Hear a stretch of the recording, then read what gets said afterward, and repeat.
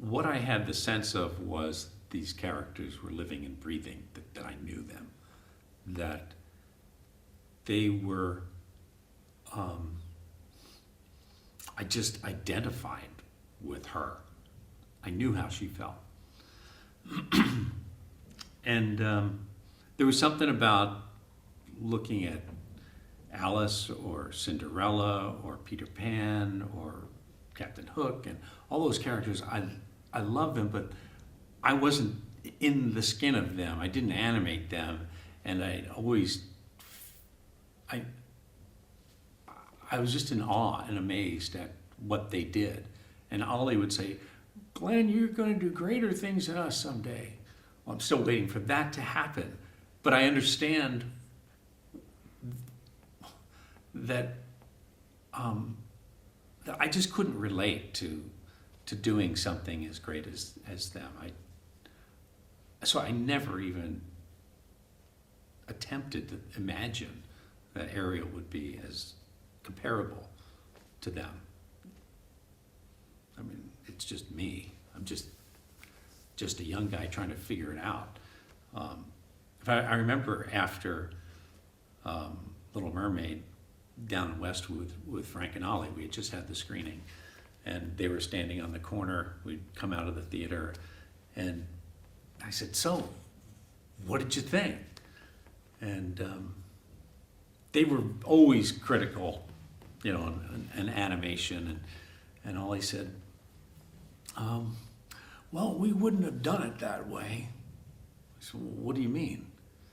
"Well, there was times there where she just was not very appealing.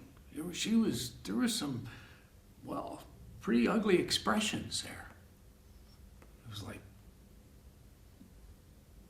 whoa, and I realized, yeah, and that was a conscious choice. And so I told him, I said, "Well, you know, you're right, because anytime we had a choice between going for pretty or real, we always chose real, because we'd stop frame and we'd find ugly faces, and we went for the ugly face, because with that mixed in, there was like, oh, there's a real expression. You know, if you scrunch your face, it may not be the most pretty, you'd never put it on a poster, but mixed into that sauce, it's got a pop and a snap." And I realized at that point that they were animating in a different era with a different taste, and the lighting. You look at all the movies in the 40s, and I don't know, there's this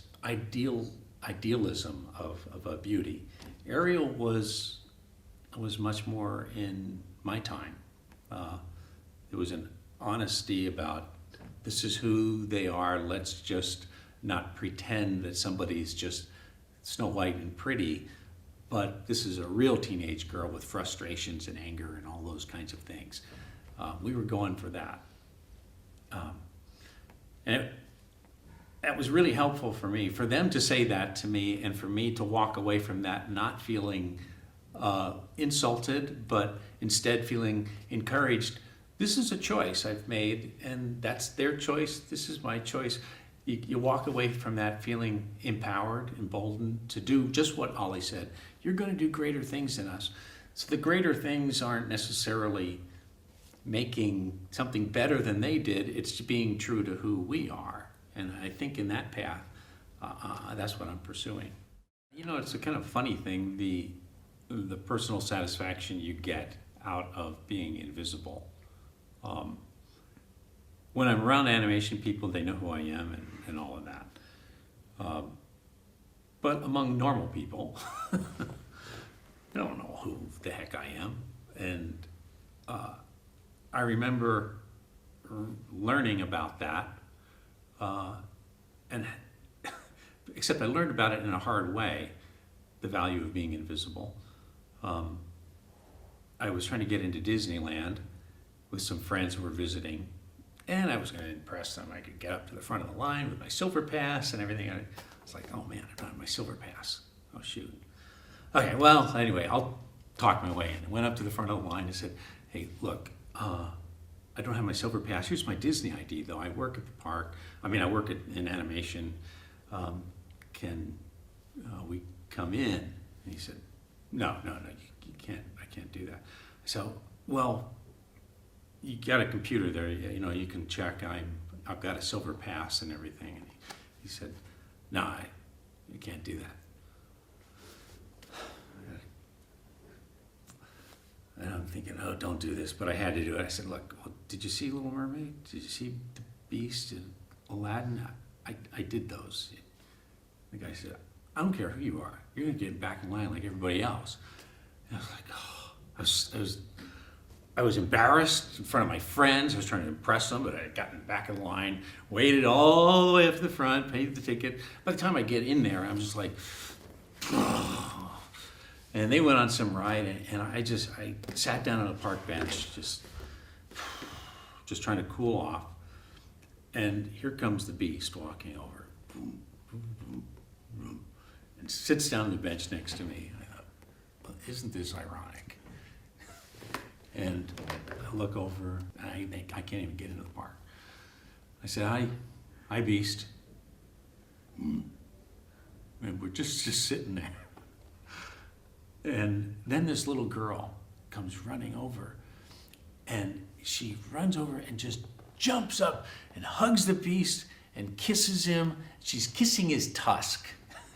and I'm just remembering when I was designing that, thinking, oh, no one's gonna believe that Belle could love this guy. He's too ugly. This movie's not gonna work.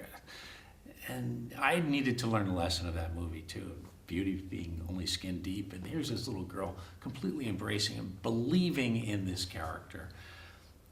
And I never felt so invisible and so wonderfully invisible as that moment. And I realized this is what it's about. The Beast is himself, you know.